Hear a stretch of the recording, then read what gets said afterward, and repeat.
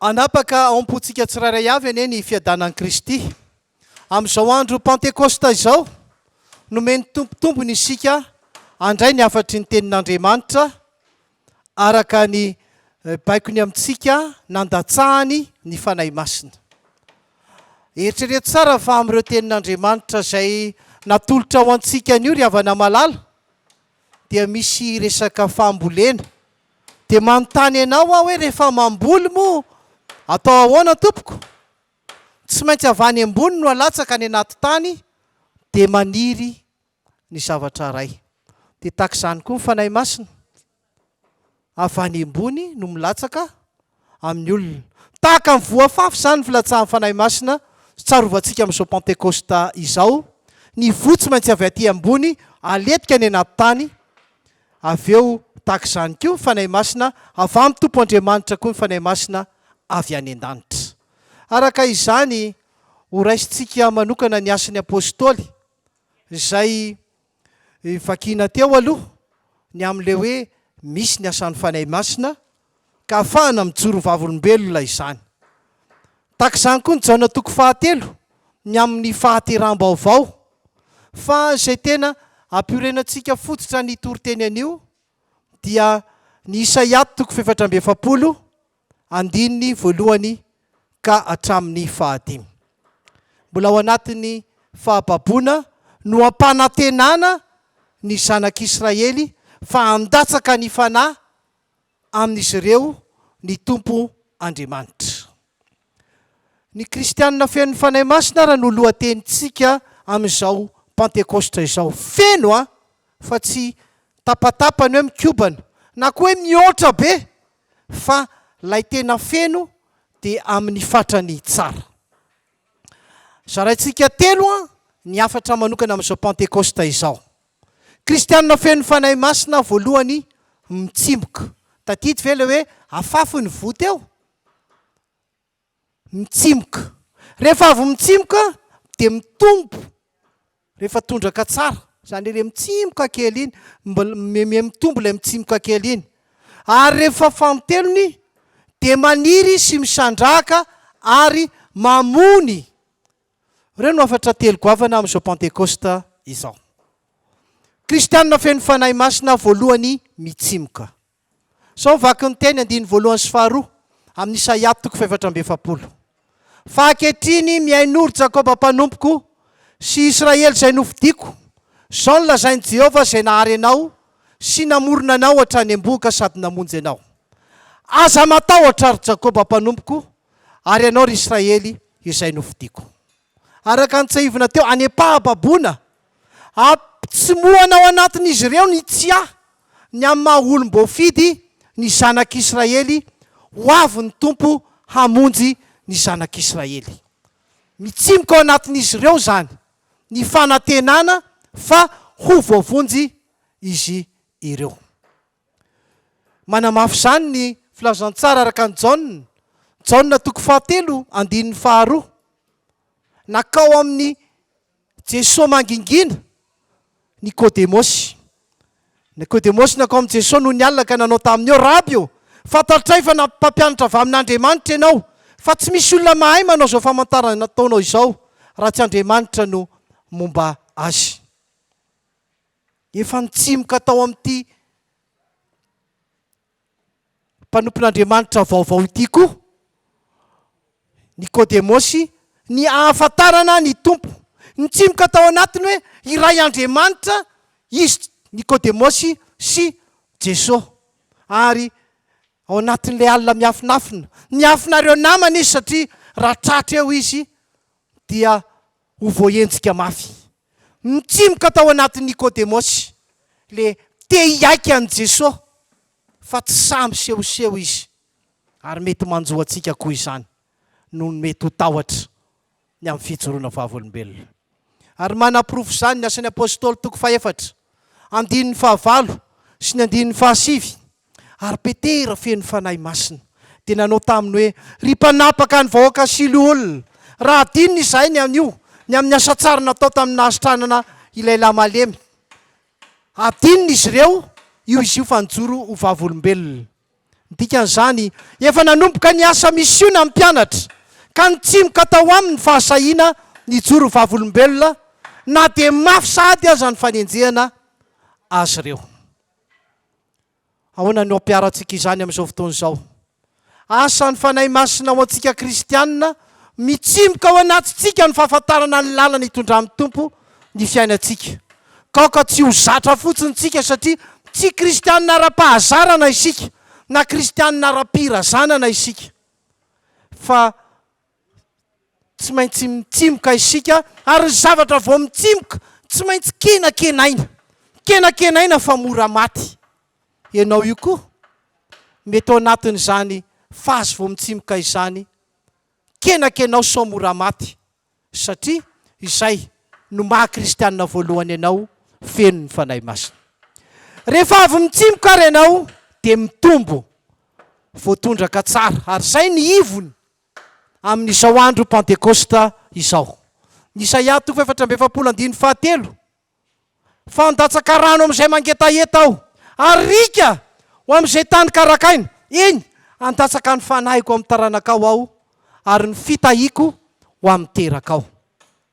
Izany le fampanantenana any am-pahababoana, famerenana amin'ny laoniny indray ny fiainan'ny zanak'Israely amin'ny fahoriam-pahababoana izay mahazo azy. Ilay fiainana maina sy mangetaeta ho velomin'Andriamanitra amin'ny fiainana feno fitahiana sy fiainana feno fahavokarana. Fampanantenana goavana izany olona any am-pahababoana. Ary mbola mafisiny Jaona 7:7 ka hatramin'ny 5 izany manao hoe Jesoa namalaka nanao taminy hoe lazaiko aminao marina dia marina tokoa, raha tsy ateraka indray ny olona dia tsy mahazo mahita amin'ny fanjakan'Andriamanitra. Dia nanontany Nikodemosy, ataon'ny olona ahoana no ateraka rehefa lehibe, mo mahazo miditra any an-kibon-dreniny indray va izy ka ateraka? Jesoa namaly hoe lazaiko aminao marina dia marina tokoa, raha misy olona tsy ateraky ny rano sy ny fanahy dia tsy mahazo miditra amin'ny fanjakan'Andriamanitra izy. Ny rano manadio, rehefa madio afaka mandray ny Fanahy Masina, izay le hoe ateraka amin'ny rano sy ny fanahy. Izay le hoe fahatera-mbaovao. Ny fahatera-mbaovao lasa olom-baovao na azo fahazoan-dalana. Ohatra hoe mitondra tomobila tsy maintsy manana permis, ohatra andeha ho any an-dafy tsy maintsy manana passeport, ohatra ho any amin'ny fanjakan'Andriamanitra tsy maintsy manana ny laissez-passer ny amin'ny fahatera-mbaovao. Ary eto no mipetraka ilay teny hoe tsy maintsy ateraka, tsy maintsy fa tsy hoe tokony ho ateraka. Noho izany raha tena Kristiana izay feno senika amin'ny Fanahy Masina dia ateraka indroa maty indray mandeha. Azontsika verina izay manao hoe Kristiana feno Fanahy Masina ahoana izy teo? Ateraka indroa fa maty indray mandeha. Dia le fahafatesana mpahazo ny olombelona fa ateraka ianao, ateraka satria olombelona. Fa ateraka indray ianao, ateraka ny fanahy. Fa ny olona zatra fotsiny ateraka indray mandeha ihany fa maty indroa, maty eto tany, mbola maty ho amin'ny fahaverezana koa rahatrizay. Manaprofo izany ny asan'ny apôstôly 4:10.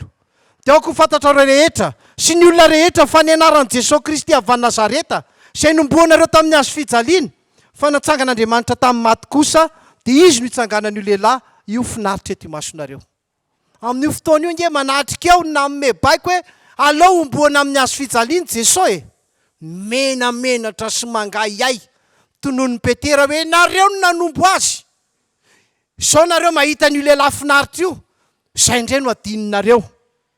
Ny asa-panahy eto izany ry havana malala tao amin'ny mpianatra nijoroana vavolombelona, fampiasana ny anaran'i Jesosy irery ihany, izay no mahavonjy voatondraky ny fanahy tsara ny mpianatra. Fampiarana tsy maintsy ateraka indray.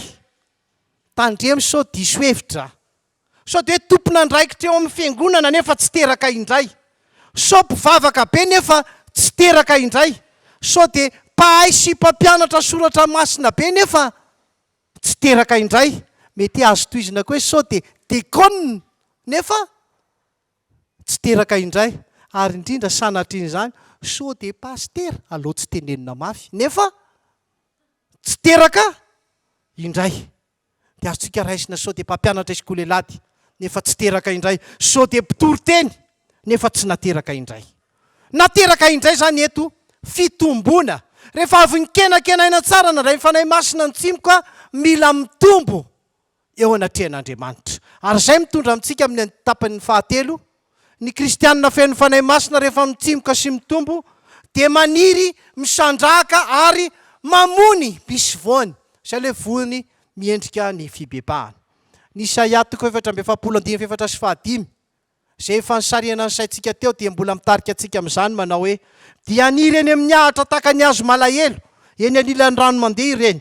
Ny anankiray ilaza hoe an Jehovah, ny anankiray koa kalaza anarana hoe Jakoba, ary ny anankiray koa indray anoratra amin'ny tanany hoe an Jehovah, ary ny anarana hoe Israely dia ho tononony am-panajana. Eto zany dia ho afaka amin'ny fahababoana, ary tena afaka tokoa ange. Rehefa feno ny 70 taona tany Babiloniana nafahan'ny Kirosy ny zanak'Israely tamin'izany fotoana izany. Afaka tanteraka, ary rehefa afaka dia maniry tafapetraka eo amin'ny firenena indray na vita nanorona, manaiky sy miverina tanteraka amin'ny Jehovah, miverina avy any am-pahababoana, vaorina indray ny tempoly, afaka nijoro ho vavolombelona. Dia manamafy izany ny Jaona 7:1 ka hatramin'ny 9. Izay ateraky ny nofo dia inona? Nofo. Izay ateraky ny fanahy dia fanahy. Azakaka noho nylazako taminao hoe tsy maintsy ateraka indray ianareo. Ny rivotra mitsoka amin'izay tiany, ary ianareo ny feony, nefa tsy fantatrareo izay aviny na izay alehany. Dia tahaka izany koa izay rehetra ateraky ny fanahy. Araka izany, ny nateraky indray mitombo, misandrahaka vavolombelona maneran-tany. Ary manaprofo izany ny asan'ny apôstôly 2:12 mbola vakiko amin'ny anaran'i Jesoa manao hoe: ity ny vato izay nilavinareo mpanao trano, nefa tonga fehizoro. Tsy misy famonjena amin'ny hafa, fa tsy misy anarana hafa ambany lanitra nomena ny olona izay azotsika famonjena. Izao no izy: voavonjy vao mahazo ny fanjakan'ny lanitra. Voavonjy vao mahazo ny fanjakan'ny lanitra. Fampiarana teny ray ao amin'ny Koritiana voalohany 7:9. Dia mba mitsikitsiky tsara isika ny trano any mamaky azy. Raiso angely Koritiana voalohany 7:9. Izao ny vaky ny teny amin'ny anaran'i Jesoa. Paoly namboly. Avereno hoe Paoly namboly. Dia mitoy hoe Apôlôsy nandena. Andao hoe Apôlôsy nandena. Fa Andriamanitra no mampitombo. Ahoana hoe Andriamanitra no mampitombo. Tsy misy reharehan izay mpitory filazantsara ny fahafahamiditra amin'ny fanjakan'ny lanitra ka hoe mitombo izy, fa mitompo ihany no mahatonga azy ho tena mitombo. Efa nalatsa ny voany, izay ny asan'Andriamanitra. Ny fahalorantenantsika natao hoe nitsimoka isika, nitombo isika, naniry tsara isika, izy tompony nampitombo antsika, ary dia vokatra tsara isika amin'izao Pentekosta izao. Izay no mibaiko antsika anao izay tokony atao rehetra amin'izao Pentekosta izao, satria efa tena misandrahaka dia mijoro vavolombelona ho an'Andriamanitra irery ihany anie ny voninahitra. Amen.